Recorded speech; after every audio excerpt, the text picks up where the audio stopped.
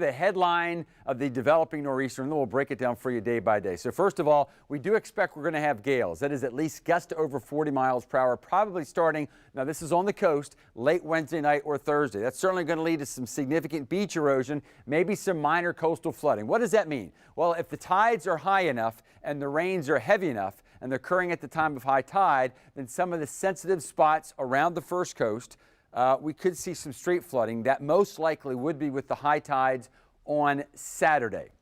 Here's another way to look at the coastal scenario as far as where the worst of the conditions will be. That's going to be for those of you in St. John's and Flagler. These are the rainfall accumulations and winds, and the most sensitive times for the high tides will be between 10 and 11 Saturday morning and then Saturday evening. Here it is, the big high. It's already here with the strong gusty northeast winds. But then adding to that will be a significant low. That is a storm system actually developing over the Gulf of Mexico. Watch the dramatic colors. We look for circulation here. There's still a disagreement amongst the computer models, but a general idea that to the south and southwest of us, we're actually going to see a circulation center developing, and then in some form or fashion, it's going to go over and or by us.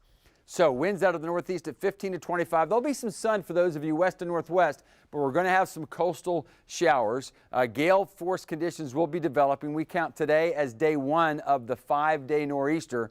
And again, winds and seas will pick up through Thursday, and then we'll maybe get a slight lull on Friday. Then comes Saturday, we're going to watch for the combination of high tides and heavy rains. And these are the creeks off of the St. John's that we'll be most sensitive to and watching most closely in Duval.